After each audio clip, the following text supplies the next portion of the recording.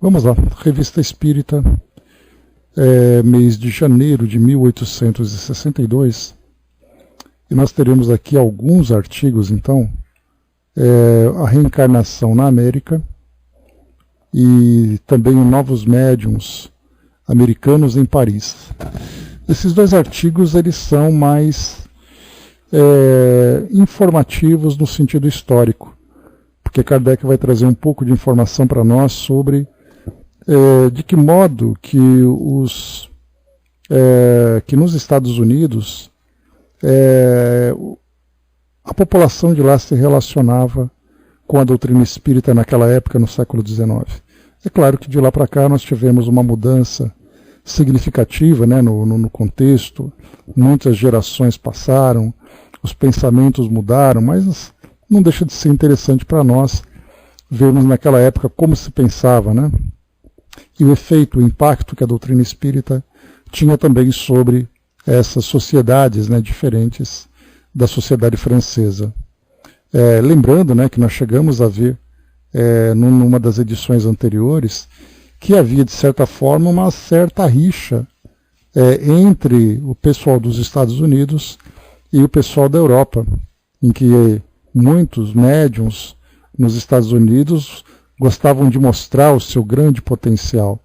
E isso tudo causava, naquela época que nós vimos, uma reação por parte da sociedade parisiense, em especial Kardec, mostrando que nos Estados Unidos o interesse que eles tinham era um interesse muito mais de fenômeno, um interesse muito mais fenomênico do que moral, enquanto que a doutrina na Europa se trabalhava exatamente o seu real propósito, que era a doutrina espírita, como transformadora de sociedades, e não olhar a doutrina espírita como sendo apenas ali uma realizadora de fenômenos. E diz respeito, por exemplo, àquilo que nós vimos há um tempo atrás, quando nós falamos daquele documentário, né, veiculado pela Netflix, falando sobre a vida após a morte. E aí naquele documentário se falava, por exemplo, sobre curas, se falava sobre percepções, se falava sobre materializações e outros fenômenos, apenas do ponto de vista técnico, apenas do ponto de vista mediúnico, sem se preocupar com as implicações filosóficas que esse tipo de fenômeno poderia trazer, como foi o caso que Kardec observou na época em que ele começou a analisar os primeiros fenômenos, que eram os fenômenos das mesas girantes. Ele não observava apenas o que provocava, mas o que significava a manifestação daqueles espíritos, quem eram, onde viviam, quais eram ali as suas condições, qual a relação que existia no modo de viver e agora no mundo espiritual. E aí então ele elaborou esse corpo filosófico doutrinário que a doutrina espírita traz para nós. Mas em outras partes, na Europa e também fora de lá, como era o caso da Rússia, como era o caso dos Estados Unidos e outros locais, o fenômeno se destacava. Então o que eles queriam era simplesmente mostrar que era possível trazer então esses fenômenos provocados pelos espíritos. Apenas isso. Então naquela época a gente via que os Estados Unidos, muitos médiuns nos Estados Unidos se valorizavam muito mais pelo fato de serem capazes de produzir grandes fenômenos, principalmente fenômenos materiais, sem se preocuparem com essa questão filosófica. E Kardec mostrava que não, a doutrina espírita não tem esse papel. E na atualidade nós vemos então que hoje no Brasil nós temos o ponto mais, digamos assim, a referência de doutrina espírita no mundo hoje é aqui no nosso país, e quando nós vamos fora em outros países, o fenômeno mediúnico ainda prevalece, que é o caso do documentário que nós vimos. Tanto é assim que nós observamos num dos comentários que eu cheguei a trazer para vocês, que conversando com a coordenadora, a secretária-geral do Conselho Espírita Internacional, ela comentava assim, que na Europa existe um detalhe bastante curioso, que em muitos países, quando se fala de doutrina espírita, se fala apenas do lado filosófico. Então, por exemplo, numa reunião mediúnica, não se faz uma prece, por exemplo, porque a prece está relacionada com uma religião, e eles não querem religião. As pessoas que se envolvem com a doutrina estão interessadas ou no aspecto científico ou no aspecto filosófico. Então não se fala de religião, não se fala de Jesus, não se faz uma prece, simplesmente se abre o livro e começa a conversar. E aí a gente vai vendo então como cada cultura vai lidando com essas características da doutrina. E Kardec, desde aquela época, já observava isso. Então vamos lá. O primeiro artigo que nós vamos estudar aqui, lembrando que nós vimos na nossa reunião passada, nós falamos aqui sobre... Só um instante...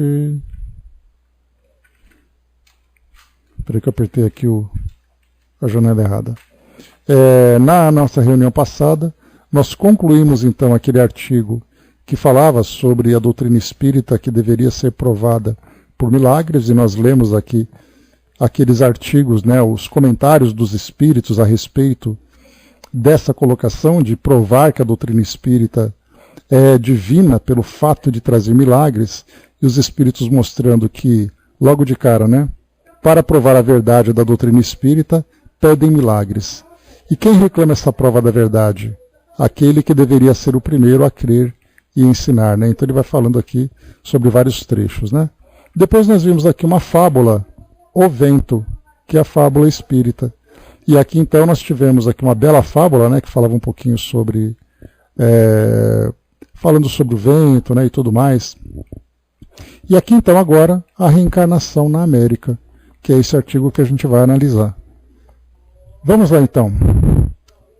Muitas vezes as pessoas se admiram de que a doutrina da reencarnação não tenha sido ensinada na América, e os incrédulos não deixam de aproveitar o fato de acusarem os espíritos de contradição.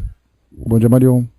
Então aqui inicialmente, né, os espíritos então precisam afirmar que a reencarnação existe de acordo com a visão que nós encarnados temos. Não repetiremos aqui as explicações que nos foram dadas e que publicamos a respeito, limitando-nos a lembrar que nisso os espíritos mostraram a sua prudência habitual. Quiseram que o espiritismo surgisse num país de liberdade absoluta quanto à emissão de opiniões. O ponto essencial era a adoção do princípio, e para isso não quiseram ser incomodados de maneira alguma. O mesmo não haveria de dar-se com todas as suas consequências, sobretudo com a reencarnação, que se teria chocado com os preceitos da escravidão e da cor. Aqui a gente vai lembrar que nessa época em que a doutrina espírita surgiu nos Estados Unidos, nós estávamos ali, naquela época, né, de grandes tensões a respeito daquela guerra civil, a conhecida Guerra da Secessão, onde nós tínhamos ali a região norte, né, dos Estados Unidos contra a região sul sendo escravagista e a região norte sendo abolicionista. E aí então nós tivemos aquela guerra civil. E aqui então, se falar de reencarnação num ambiente onde existe esse preconceito todo, a respeito da escravidão e da cor, lembrando que o Brasil também era escravagista naquela época, a nossa abolição aconteceu em 1888, no dia 13 de maio. E aqui nós estamos falando de 1862. Então o Brasil tinha pelo menos aí mais 26 anos de escravidão. E nos Estados Unidos essa guerra da secessão estava acontecendo e no final dela veio então a abolição, né, com a assinatura ali, né, de toda a documentação com Abraham Lincoln, que a gente lembra, né, nos fatos históricos que vão mostrando tudo isso. Então falar de reencarnação num ambiente onde você tem um grande preconceito é você dizer para alguém que é escravagista que ele poderia ter sido escravo numa existência anterior ou poderia vir a ser um escravo numa existência futura. O que chocaria completamente ali o entendimento dele, quando ele diz, não, eu não sou escravo, eu não sou negro, eu sou de uma raça superior. E, portanto, não se admite a ideia de que numa existência futura ele venha vivenciar esse tipo de experiência. É o que Kardec coloca, por isso que quando se fala reencarnação na América, É algo assim bastante conflituoso com o próprio ponto de vista da sociedade. E ele segue, vamos lá. A ideia de que um negro pudesse tornar-se um branco, de que um branco poderia ter sido um negro, de que um senhor tivesse sido um escravo, poderia parecer de tal forma monstruosa que seria suficiente para que o resto fosse rejeitado. E olha só então a doutrina espírita sendo colocada em xeque nos Estados Unidos pelo fato de no seu conteúdo filosófico nós termos, além das influências dos espíritos, da imortalidade, da vida após a morte e tudo mais, ter também o elemento da reencarnação. E quando você rejeita a reencarnação a partir desse ponto de vista, você rejeita então todo esse conteúdo. Seria mais ou menos ali trazendo aquela ideia do estudo do próprio cristianismo. Né? Então, quer dizer, você tem ali, do cristianismo não, né? Da Bíblia de um modo geral, ali você tem algumas afirmações que trazem uma interpretação que pode ser equivocada, como por exemplo, a formação do nosso mundo em 6 dias, o grande dilúvio, a própria ressurreição de Jesus, a concepção de Maria, sem a relação sexual, mas apenas como um milagre. De repente você fala, olha, eu não acredito em nada do que está escrito na Bíblia pelo fato de dizer que o mundo foi formado em 6 dias. Mas o restante do conteúdo, ele é um conteúdo valioso, um conteúdo filosófico, moral, transformador também.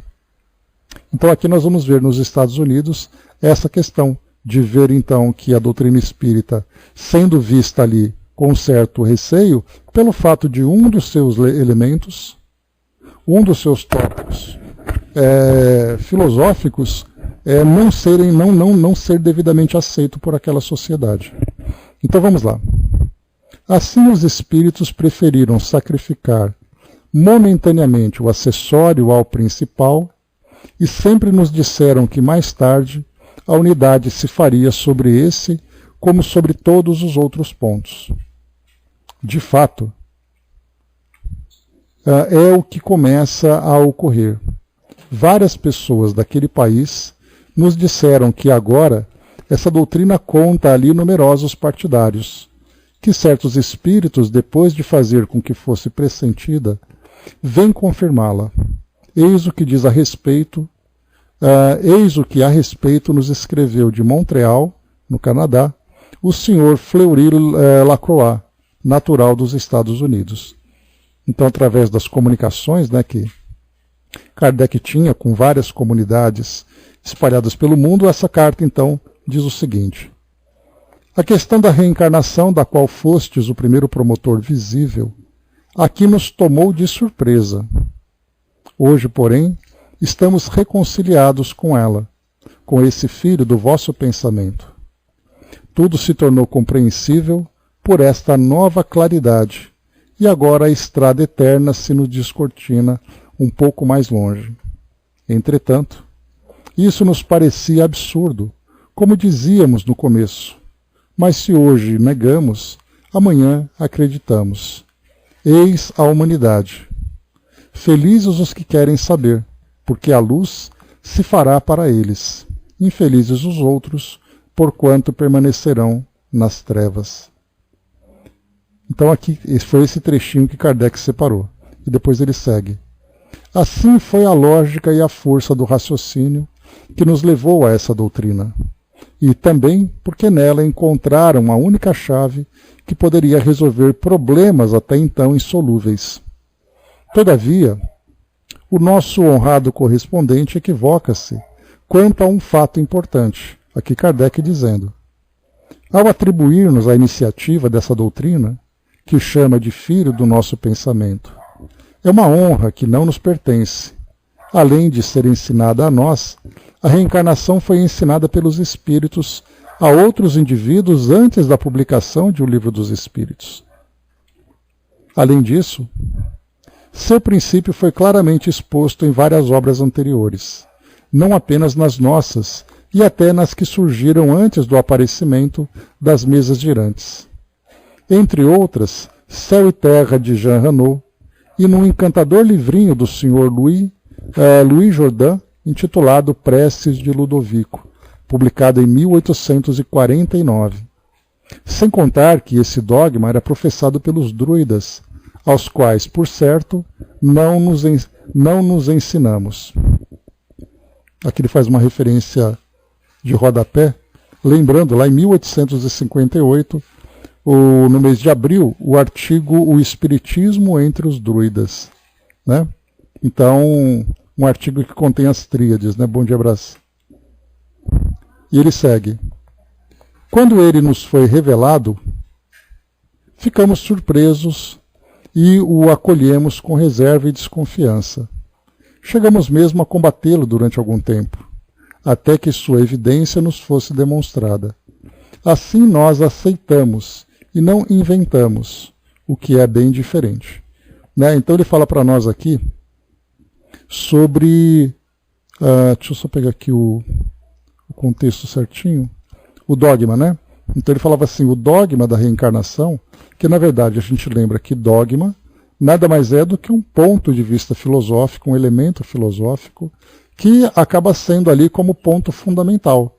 Então nós não vemos aqui algo positivo ou algo negativo, né? Porque geralmente a gente fala de dogma como algo simplesmente engessado. Na verdade é um ponto fundamental. A ciência tem seus dogmas, a filosofia tem seus dogmas, as religiões têm seus dogmas. E aqui o dogma da reencarnação que Kardec coloca, quando ele diz assim, pela afirmação desse correspondente, que a reencarnação é filha do pensamento de Kardec, Kardec então ele acaba ali chamando a atenção, só fazendo uma correção, dizendo que não foi ele que criou. Esse é um dogma que vem de filosofias muito antigas, até mesmo aquelas que já foram extintas, como é o caso dos druidas, mas que ela continua. Então Kardec, quando veio a reencarnação, ele próprio ficou surpreso com isso. Pelo fato dele ter como base filosófica o catolicismo e depois também o protestantismo.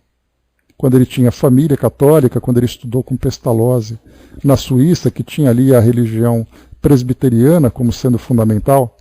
Então não se falava em reencarnação. E aí depois vêm os espíritos e falam sobre isso. Primeiro veio esse dogma através desses livros. Eles liam assim e tal, achavam dizendo que é uma crença, como outra qualquer que as religiões acabam criando para si mesmas. Até o momento em que os espíritos vieram e mostraram a lógica da reencarnação, a partir da lei de causa e efeito, do efeito que isso provoca na vida de todas as pessoas.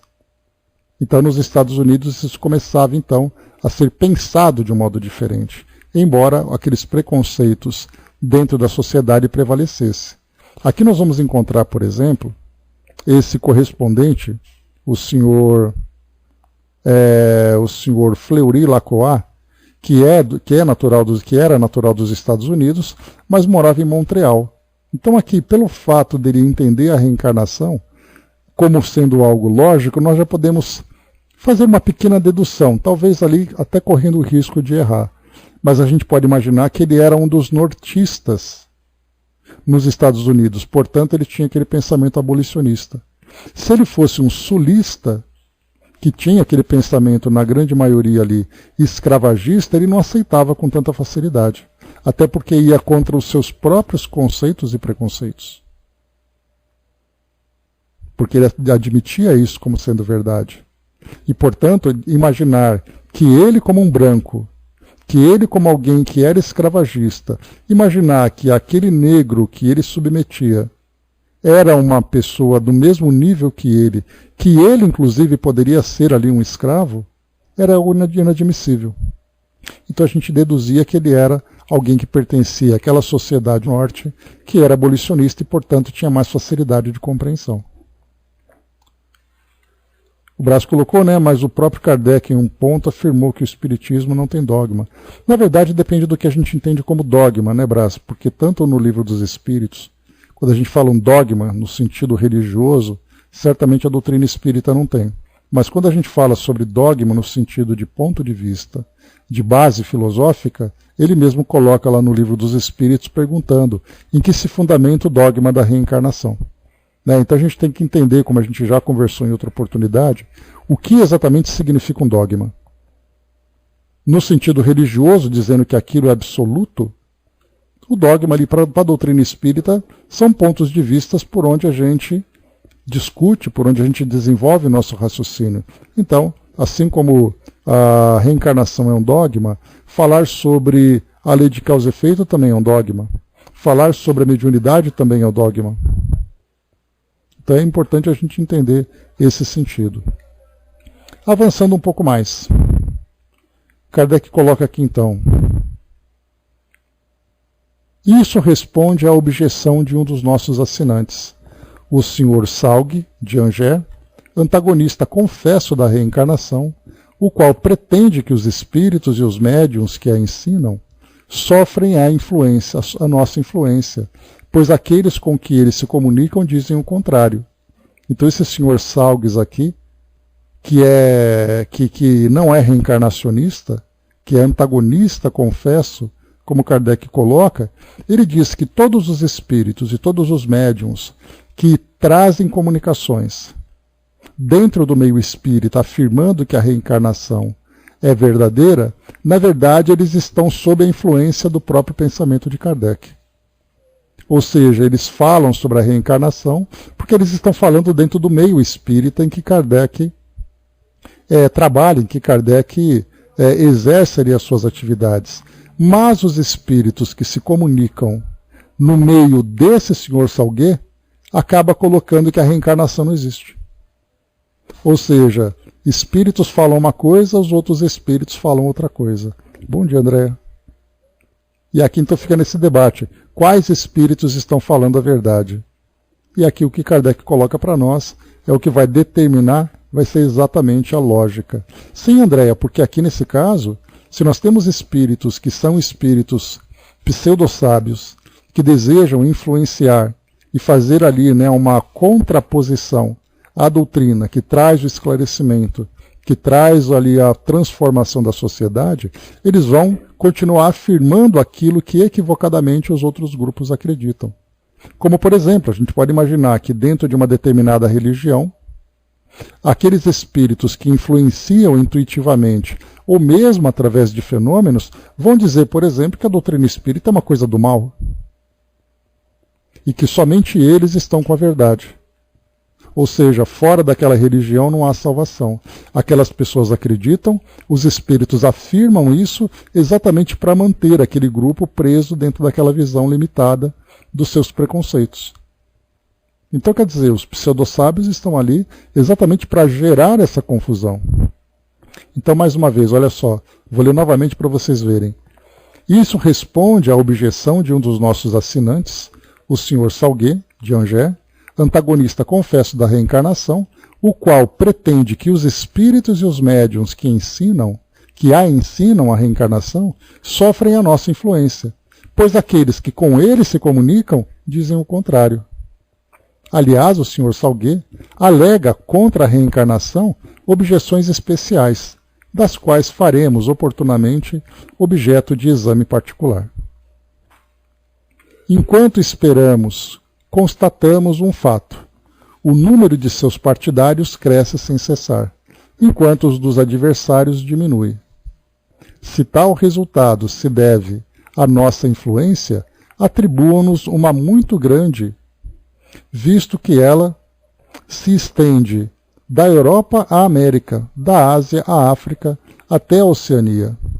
Se a opinião contrária é verdadeira, como se explica que não tenha prevalecido? Seria o erro, então, mais poderoso que a verdade? Então é bem interessante o debate que Kardec propõe. E aí nós poderíamos, inclusive, trazer para a nossa atualidade esse mesmo tipo de debate, mas para isso a gente precisaria de dados, né? Então, recentemente eu cheguei a ler um artigo que dizia que mais de 50% da população dos Estados Unidos acredita na reencarnação. E o curioso é que a religião predominante nos Estados Unidos é o cristianismo, em especial através das religiões evangélicas. E aí então a gente pensa, como é que é possível isso? E aí é aquela ideia, né, que a religião fala uma coisa, mas as pessoas acreditam também em algo mais. Então tem aquilo que ela acredita e mais aquilo que, digamos, intuitivamente elas querem acreditar. Que é para poder encontrar, através da lógica da reencarnação, uma resposta para tudo aquilo que se encontra no nosso mundo. Mas esse é um dogma, digamos assim, uma crença muito mais pessoal. Porque se fosse uma crença geral, nós teríamos uma transformação no próprio comportamento da sociedade. Quando se diz a respeito das guerras, quando se diz a respeito da influência dominante que aquele país exerce sobre todos os demais. Então nós vamos vendo aí uma série de situações em que acreditar é uma coisa, vivenciar é outra. Dudu trouxe para nós aqui também, né? Obrigado pela participação. A reencarnação não é terrena. E sendo assim, ela é do espiritismo. E sendo do meio espírita, o ser material convoca suas dúvidas e preconceitos, trazendo movimentos de talvez inverdades ou dúvidas, já que o meio terreno ainda decorre de muitas necessidades de um aprendizado e estudo sobre a espiritualidade nessa doutrina, que traz muito de verdade e subsídios para um bom entendimento e a verdade que se procura durante vidas. Obrigado pela participação. E é interessante essa colocação dos nossos amigos aqui, porque mostra, né, que a reencarnação ela é supra-humana, digamos assim. Ela vai além das crenças humanas. Mas pelo fato de nós vivermos ainda influenciados pela matéria, de certa forma, tendo ali, por um lado, a nossa visão limitada a respeito da realidade espiritual e de todos os seus mecanismos, e de um outro, até mesmo uma cegueira a respeito da realidade espiritual, a reencarnação é uma questão de, eu acredito ou eu não acredito. Então quem acredita reencarna, quem não acredita não reencarna. Como se isso fosse um cardápio, né, em que você escolhe no que vai acreditar. E nós vivemos assim. Por isso nós temos essas grandes diversidades entre as filosofias. E essas diversidades nós temos religiões reencarnacionistas, outras que não são reencarnacionistas. Religiões cristãs, religiões que trazem outras bases filosóficas. Mas, no geral, o importante é que, apesar de todas essas diferenças que mais se destacam, aquilo que nós devemos observar e que deve prevalecer são os pontos em comum entre elas. E os pontos em comum entre elas é exatamente a base moral. São exatamente ali essa base moral. Por quê? Porque essa base moral significa que todas as religiões têm um propósito maior, que é fazer com que a humanidade se transforme, se aproximando cada vez mais da divindade através dos diversos caminhos que cada uma propõe. Mas o que nós encontramos hoje são as diferenças que prevalecem. Porque a minha religião é melhor do que a sua, porque eu tenho isso e você não tem. E não porque nós dois acreditamos na mesma coisa. Então, enquanto isso continuar aqui no nosso mundo, nós querendo fazer com que o mundo espiritual sirva aos nossos interesses, nós continuaremos ainda limitados pela ignorância. E agora o que nós vamos entender é que aquilo que é um fato, ele vai com o tempo prevalecer conforme nós vamos nos esclarecendo. Esse é o ponto fundamental. Então, sim, e dessas próprias leis naturais, né, Brás, que Kardec propôs lá, ele mesmo perguntou se era lógico fazer essa divisão em 10 leis de uma forma semelhante aos 10 mandamentos. E os espíritos disseram que seria uma boa estratégia de fazer isso. Então a gente vai lembrar que aquilo que Kardec propõe no Livro dos Espíritos não deve ser visto da mesma forma como dogmaticamente nos textos bíblicos, em especial no Antigo Testamento, nós temos os 10 mandamentos. Dizendo que esses 10 mandamentos devem ser assim, porque foram escritos assim no livro sagrado e não deve mudar. O que Kardec propõe no Livro dos Espíritos são ideias. E aí nós vamos encontrar essas diversas faces em que a humanidade vai evoluir. Ela vai evoluir nas suas crenças, na sua justiça, na sua forma de se desenvolver pelo trabalho, na sua forma de se reproduzir.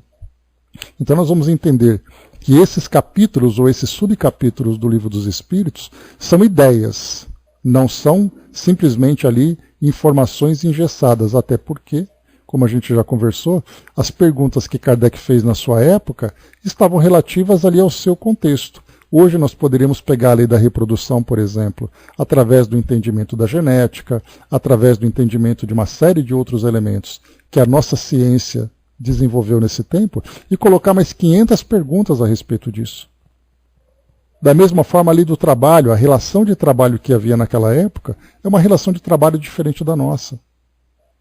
A lei de destruição pode ser bastante semelhante, né? Porque as guerras e a destruição pelos fenômenos naturais continuam acontecendo. A lei de justiça, olha só, 1,5 século de evolução de justiça. E tantas outras ali. Então essas 10 leis naturais são 10 temas para serem debatidos, mas nós poderíamos aumentar mais se nós tivéssemos ali uma nova visão a partir da realidade que nós vivemos, ou poderíamos continuar desenvolvendo a partir delas. Né? Dudu colocou, né, se o ser humano não quer e não queira reencarnar, então que esse ser simplesmente morra, né? Porque em outra vida ele, sem saber, estará muito melhor do que de antes. Né? E é o que acontece. Quantos são aqueles, né, que, por exemplo, desencarnam e chegam no mundo espiritual e ele fica aguardando o juízo final adormecido?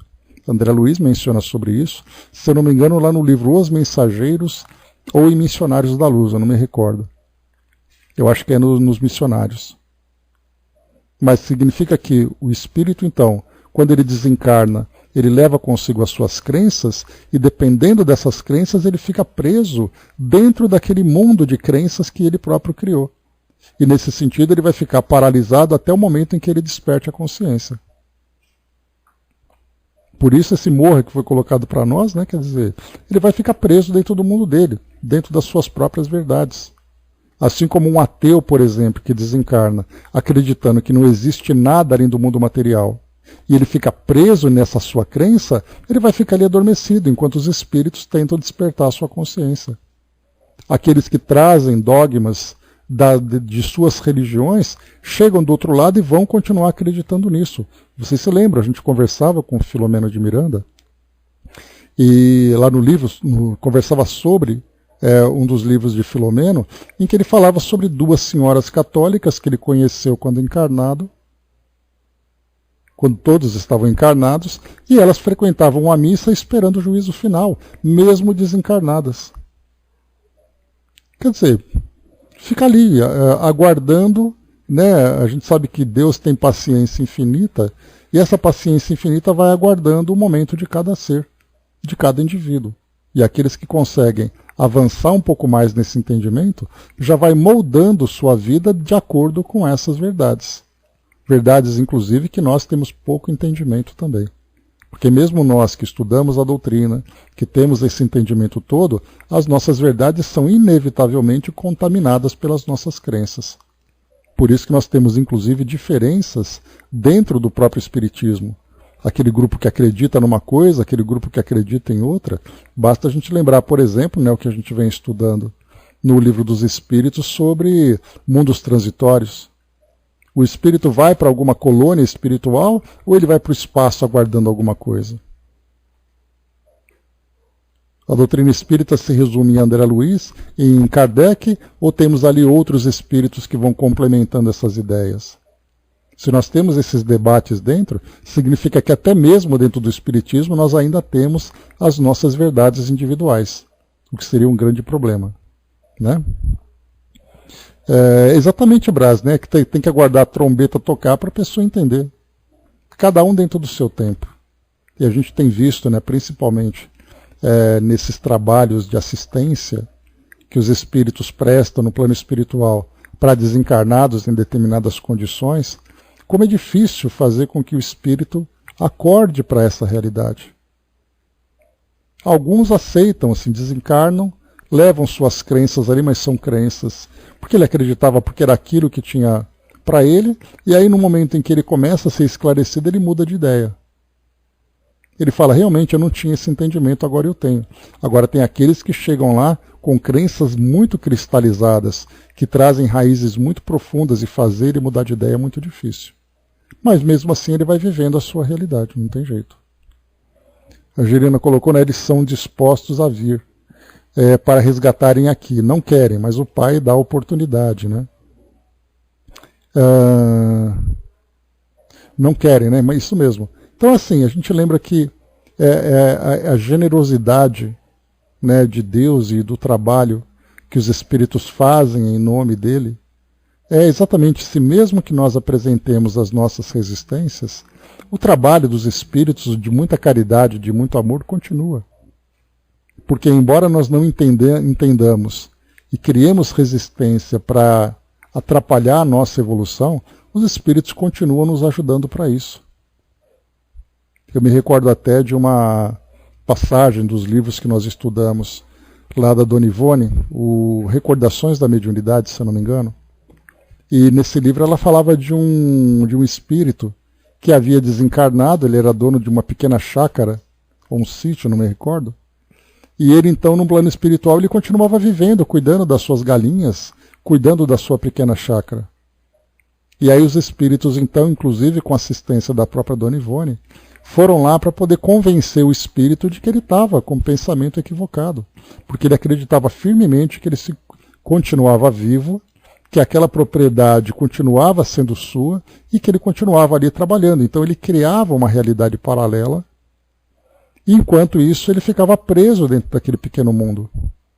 E aí vieram os espíritos e despertaram, e depois ele trouxe o depoimento dele. Ele falava, eu realmente estava com um pensamento equivocado, mas agora eu entendo e tenho uma outra realidade, que é a realidade que agora ele tem liberdade para se desenvolver.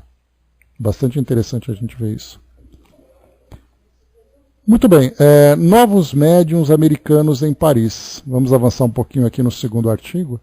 Então esse primeiro aqui que fala para nós sobre a reencarnação na América, Kardec chama atenção, principalmente... Deixa eu só pegar aqui rapidinho, pessoal. Eu quero só confirmar aqui algumas datas para ajudar aqui no nosso entendimento. Deixa eu pegar aqui... Guerra da Secessão.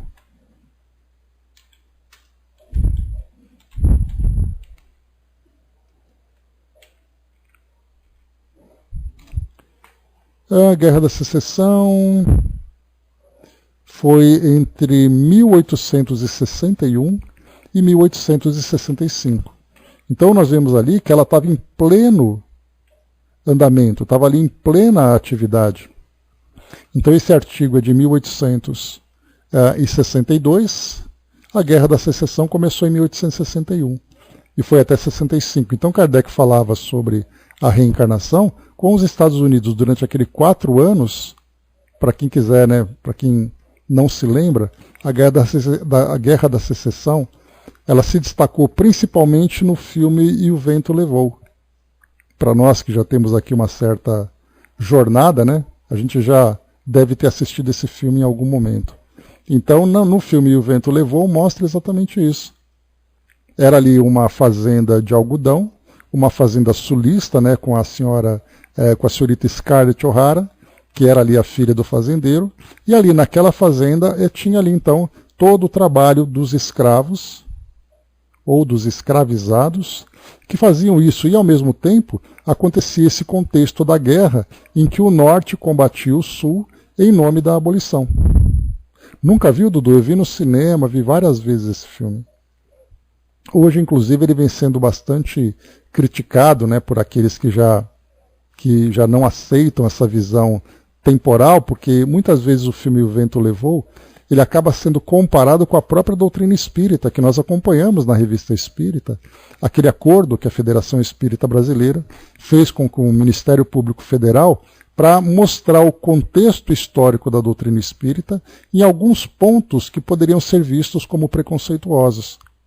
E aí então a doutrina colocou, olha, nós vamos colocar esse termo de ajuste dessas ideias para mostrar que aquilo que se pensava naquela época não era o nome da doutrina, era o contexto cultural e social, e que agora é diferente. E esse filme hoje, em vez dele ser visto dessa forma, que naquela época romantizada, né, a gente lembra que O Vento Levou, ele é de... Deixa eu pegar aqui as informações precisas. Espera aí. 1939. Então você pega um filme de 1939, onde havia realmente ali muito preconceito, né? A gente lembra que nos Estados Unidos, por exemplo, havia ali aquela separação de banheiros, de escolas, de estabelecimentos públicos, onde tinha espaços para brancos e espaço para negros. E esse filme de 39 vivia essa realidade, contando mais ainda agora, quase ali 80 anos antes, esse contexto da guerra civil, da Guerra da Secessão. E Kardec, então, em 1862, ele falava sobre isso, como é difícil falar de reencarnação para um país que tem ali metade abolicionista e a metade escravagista, assim como no Brasil também. O Brasil, em 1862, ele estava ali, né, não vou dizer o auge, mas ele estava ali em plena escravidão.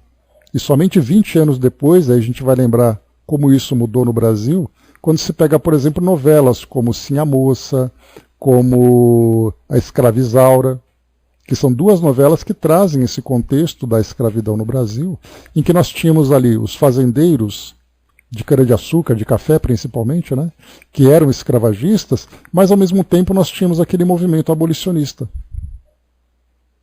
em que nós tínhamos ali que aquelas pessoas que agiam, né, se apresentavam alguns com aquele rosto de tudo bem, está tudo tranquilo, mas por trás fazia aquele movimento para a libertação dos escravizados. Então no Brasil acontecia isso, nos Estados Unidos acontecia isso. E como é que você vai falar de reencarnação numa sociedade que traz esse pensamento tão enraizado, tão cristalizado? É isso que Kardec chama atenção. Né, que a doutrina espírita, os fenômenos acabam sendo aceitos, mas a filosofia não. Porque dentro da filosofia, a ideia reencarnacionista, ela está presente. Se você não aceita a reencarnação, então você não aceita nada da filosofia. E aí eles ficam apenas cultivando aquela visão. A Moreninha também. A Moreninha eu não me recordo, Dudu, se ela fala desse período, né? Mas se você colocou aí, então também é. Então temos essas 3 novelas que mostram bem isso, como o Brasil era naquela época, e a gente vai lembrar que o período em que o Brasil vivia esse tipo de realidade, na Europa a doutrina espírita estava ali se desenvolvendo e se proliferando. Bacana isso, né? A gente pegar a doutrina e começar a contextualizar ela na realidade histórica de cada região, e a gente vê como isso era difícil. Vamos lá então. Então aqui agora, só para a gente poder andar um pouco mais aqui, novos médiuns americanos em Paris. Então a gente vai lembrar que agora, assim como aconteceu com as irmãs Fox, por exemplo, lá em 1845, quando aquele caso lá em Hydesville, lá no estado de Nova York, aconteceu, elas depois de um tempo, comentei com vocês sobre isso, eu tenho até um livro que fala sobre alguns médiuns sensitivos, como eles chamam também, acabavam se destacando. Em especial elas, a gente tinha ali as 2 irmãs Fox e uma terceira. Segundo esse livro, essa terceira começou a fazer algumas excursões com as irmãs Fox para que elas se apresentassem em alguns teatros e começassem a lucrar com esse tipo de apresentação. E elas chegaram aí para a Europa também, para fazer apresentações lá, inclusive envolvendo ali, pelo que o livro comenta, algumas questões de fraude, porque os fenômenos não aconteciam e não acontecem de acordo com a vontade, né, dos médiuns ou daqueles que querem provocar o fenômeno. Então, a gente via que na Europa elas estavam presentes também. Então, no caso do Douglas Home, no caso das irmãs Fox e de outros médiuns que começavam então a se apresentar na Europa. Né? Dudu colocou aqui, né, na Moreninha aqui a sinopse. Embora o romance tenha sido publicado originalmente em 1844, Marcos Del Rey localizou a ação entre 66 e 68 para remeter a fatos históricos como a Guerra do Paraguai e a luta abolicionista. Né? A versão de Marcos Rey fazia também alusões a memórias da Rua do Ouvidor, outra obra de Joaquim Manuel Macedo. Legal, então, né? Lembrando que a Moreninha era um livro, né? E acabou depois sendo levada para a televisão. Valeu, Dudu. Então o Brasil tem cheio dessas histórias, né? Então, nada como conhecer a história através da literatura. Porque cada escritor vai falar, vai contar a sua história influenciado pela realidade que ele vive. E aí nós vamos encontrar essas obras que falam exatamente desses contextos. Muito bacana, né? Vamos lá então aqui, ó. Novos médiuns americanos em Paris. No que respeita às manifestações físicas, por certo, os médiuns americanos suplantam em número e força os do velho continente. Kardec, como eu falei para vocês, né, aquela referência lá naquele artigo, mostrava que a produção de fenômenos mediúnicos nos Estados Unidos, que ele chama de América aqui, que era exatamente o termo que se utilizava naquela época, tanto, né, América, americanos, né? Eu tinha uma professora de geografia que ela fazia questão de falar os estadunidenses e não americanos. E aí a gente aprende, né, os estadunidenses são aqueles que são naturais dos Estados Unidos. Em Portugal também se fala assim. Então, Kardec chama a atenção que a produção de fenômenos mediúnicos nos Estados Unidos era, sem dúvida nenhuma, muito mais visível e muito mais, digamos, não sei se impactantes do que acontecia na Europa. Porque eles se dedicavam à produção desses fenômenos. Enquanto que Kardec, desenvolvendo ali os trabalhos para a formação da doutrina espírita, ele pegava o fenômeno, tratava como algo natural, sem muita publicidade, sem aqueles folhetins trazendo isso, nossa, aconteceu tal coisa. Kardec dizia, ok, aconteceu. Agora ele perguntava, o que isso significa em termos morais? O que isso representa em termos de imortalidade do espírito? Por isso Kardec não valorizava tanto o fenômeno. Ele procurava extrair do fenômeno o verdadeiro ensinamento, enquanto que nos Estados Unidos o que valia era o fenômeno. Quanto mais, melhor.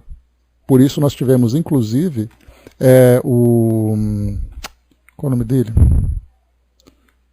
O Rodini.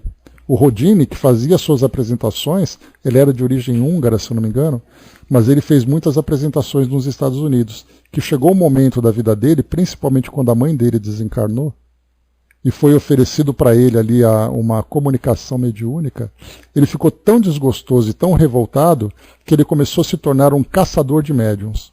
Então ele desafiava assim, olha, se você é médium, vem cá que eu vou provar que você é mentiroso, que o que você fez é falso.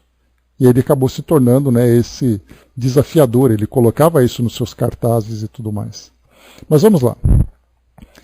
A propósito, a sua reputação está de tal forma estabelecida, principalmente depois do Sr. Home, que ele fala aqui de Daniel Douglas Home, que só o título parece prometer prodígios. Para muita gente, o Sr. Squire não era designado senão como médium americano, um charlatão que alguns anos atrás percorria cidades e feiras para dar representações, fazia-se passar por médium americano, embora fosse perfeitamente francês. Eis que nos chegam dois novos, que de médium só têm um nome, e dos quais jamais teríamos falado, porquanto sua arte, aqui entre aspas, é estranha ao nosso assunto, se a sua chegada, anunciada com tanto estardalhaço, não tivesse causado uma certa sensação pela natureza de suas pretensões. Para a edificação de nossos leitores, e para não sermos acusados de parcialidade, transcreveremos textualmente os seus prospectos de que Paris acaba de ser inundada. Então, esse médium, para fazer suas apresentações, ele então fazia ali a sua panfletagem, né? Fazia ali a sua propaganda, né? Se tivesse uma rede social naquela época, ele tinha inundado Instagram e Facebook para poder anunciar a sua chegada. Vamos lá. Divertimentos dos salões parisienses. Novidade, nada senão novidade. Saraus para as famílias e reuniões privadas, dadas pelos médiuns americanos, Sr. Edward Giraud, ou Giraud, de Kingston, Lago Ontário, Alto Canadá, e a Sra. Julia Giraud, apelidada pela imprensa inglesa e americana, a Graciosa Sensitiva, que continua a propaganda. Um álbum de mais de 200 páginas, cada uma das quais é uma carta de felicitações, assinada pelos maiores nomes da França, tanto da nobreza, da magistratura, do exército, da literatura, quanto por 16 arcebispos e bispos da França, e por um grande número de eclesiásticos de alta distinção, encontra-se à disposição das pessoas que, querendo dar um sarau, desejassem previamente assegurar-se do bom gosto, da riqueza e da novidade de suas experiências. O Sr. e a Sra. Giraud, os únicos na França a fazer experiências, ainda não passaram 3 meses em Paris e já deram 42 sessões nos principais salões da capital, nas Tulheiras, 12 de maio de 1861, e na residência de vários membros da família imperial. Colocaram imediatamente suas experiências muito acima de tudo que até hoje tinha sido visto como recreação de saraus. Lembrando, né, os saraus são aquelas reuniões onde tem leituras de poemas, músicas e tudo mais, né? Nesse caso, eles fariam as leituras dessas cartas psicografadas, né? Ou dessas supostas cartas. Ao contrário do costume dos senhores físicos, sua prestidigitação não exige o menor preparativo ou arranjo particular, e os artistas operam facilmente em meio de um círculo de espectadores atentos, sem temer um só minuto ver destruir a ilusão. A gente lembra que saraus também, né, pode ser feito com pinturas mediúnicas. Nós encontramos ali algumas demonstrações públicas em que os médiuns psicopictógrafos fazem ao vivo as produções. Então isso também pode ser considerado como um sarau. E ele continua: os prestígios não passam de insignificante parte dos seus variados talentos. O mundo dos espíritos obedece às suas vozes, visões, êxtase, fascinação, magnetismo, eletrobiologia, espíritos batedores, espiritualismo, etc. e etc.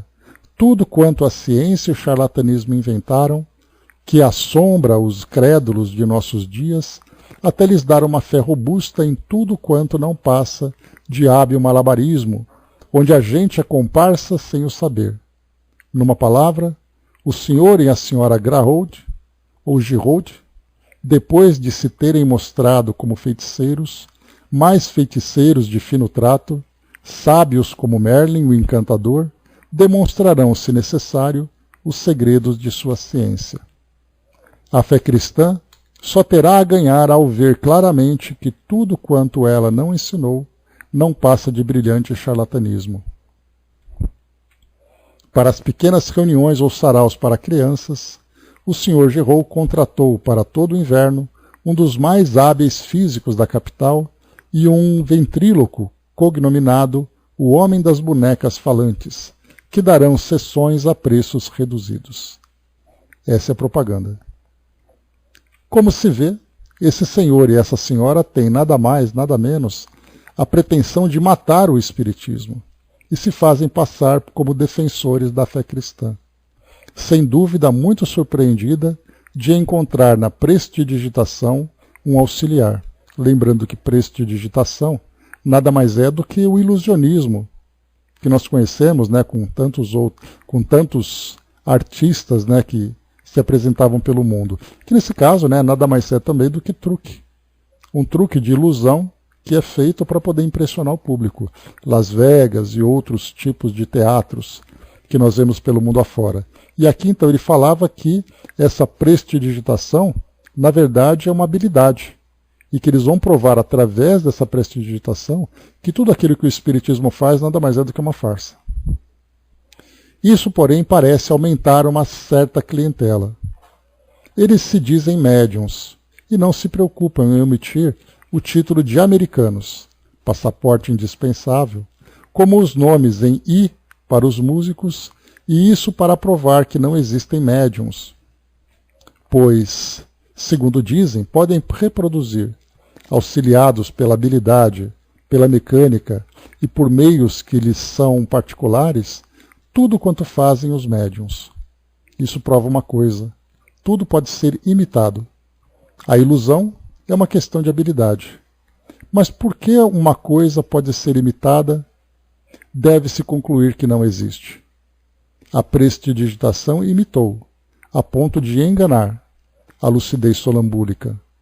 Deve-se, por isso, deduzir que não haja sonâmbulos? Lembrando que sonâmbulos, nesse caso, são aqueles que, em transe, com uma consciência alterada, têm a percepção de dupla vista do mundo espiritual. além também da comunicação mediúnica. Fizeram cópias de Rafael tão perfeitas que foram tomadas como originais. Isso significa que Rafael não teria existido? Rafael era o pintor, né, do Renascimento, né, o pintor renascentista, né, junto com Donatello, com Michelangelo, né, e outros grandes pintores. O senhor Robert Houdin transforma água em vinho e faz sair de um chapéu não preparado milhares de objetos capazes de encher uma caixa grande.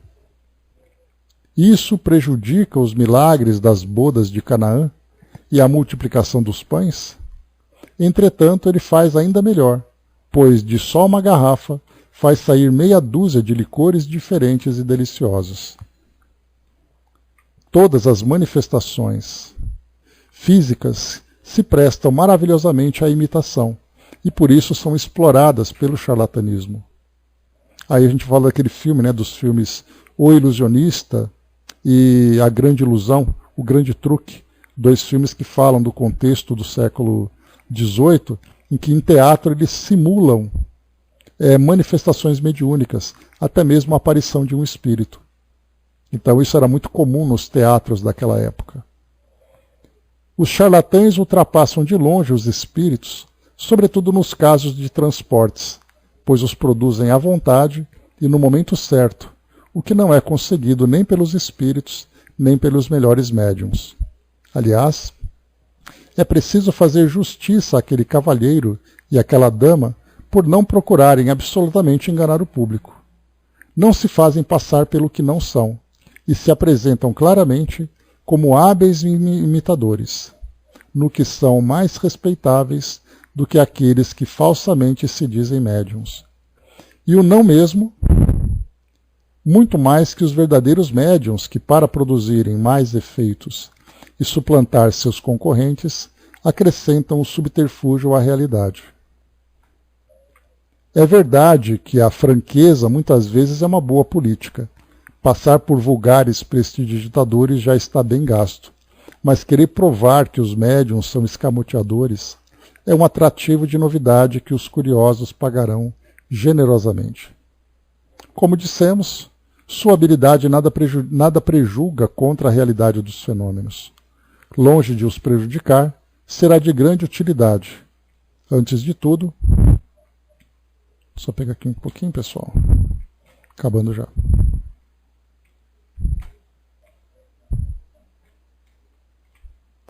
Antes de tudo, é uma trombeta a mais que chamará a atenção e fará pensar no espiritismo as pessoas que dele não tinham ouvido falar. Como em todas as críticas, quererão ver o pró e o contra. Ora, o resultado da comparação não deixa margem a dúvidas. Uma utilidade ainda maior é a de prevenir contra a possibilidade de fraude e subterfúgios dos falsos médiuns. Provando a possibilidade da imitação, sua credibilidade pode ser arruinada. Se tal habilidade pudesse causar algum mal, seria a confiança que neles depositam, talvez um pouco levianamente, e nos prodígios de certos médiuns obtêm com tanta facilidade do outro lado do Atlântico, pois não está dito que o senhor e a senhora Giraud tenham o privilégio de seus segredos. Se um dia nos for dado assistir a uma de suas sessões, teremos prazer em relatá-la para a instrução dos nossos leitores. Quando dizemos que tudo pode ser imitado, devemos excetuar as condições verdadeiramente normais em que se podem produzir as manifestações espíritas. Daí poder-se dizer que todo fenômeno que se afasta dessas condições deve ser considerado suspeito. Ora, para julgar sensatamente uma coisa, é necessário tê-la estudado. As próprias manifestações inteligentes não estão a salvo do charlatanismo. Umas há que, por sua natureza e pelas circunstâncias em que são obtidas, desafiam a mais consumada habilidade de imitação.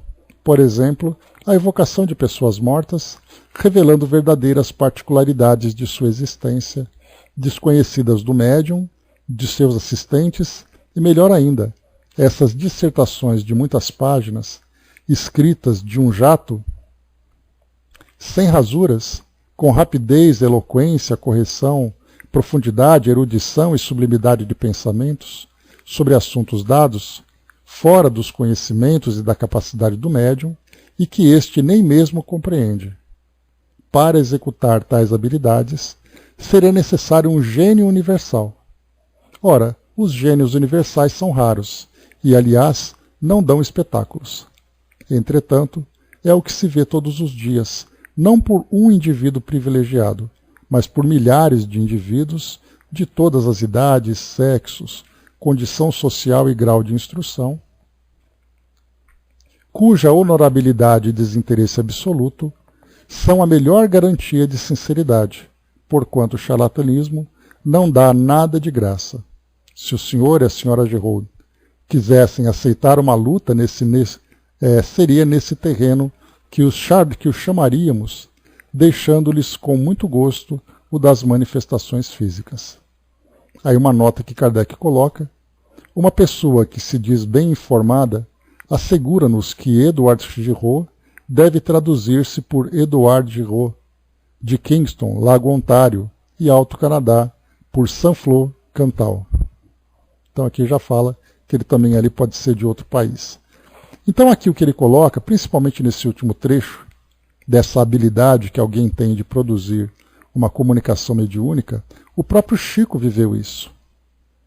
E até hoje ele é analisado assim, das pessoas que dizem que aquilo que ele produziu era resultado, na verdade, de uma grande genialidade que ele tinha.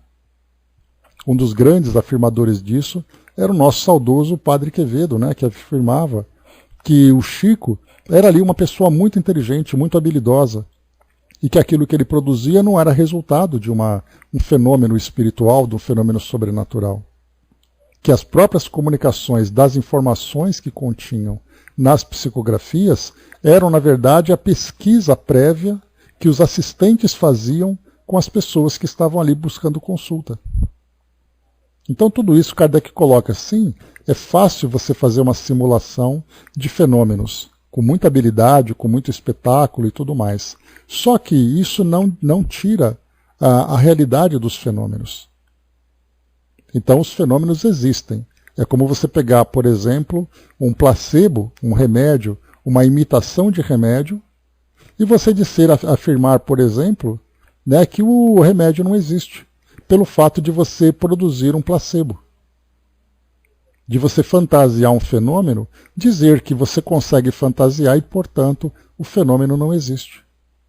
Eis aí o que Kardec afirma aqui com essa apresentação que estava sendo ali divulgada, né, a todos os cantos por esse casal que fazia esse trabalho de ilusionismo de prestidigitação. Pois é, não é fácil ser um Chico, né?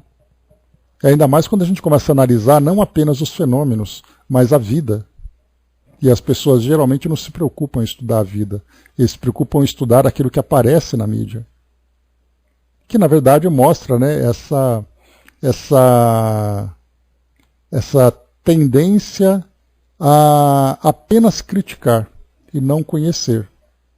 São aqueles que têm aquele espírito destrutivo e não construtivo. Porque o destrutivo ataca aquilo que para ele é conveniente. O construtivo estuda, conhece, analisa para depois tirar suas conclusões. A vida dele principalmente. E é isso, gente. Finalizando aqui o nosso trabalho de hoje, então, nós vimos esses 2 artigos que falam sobre a reencarnação na América, nos Estados Unidos, né?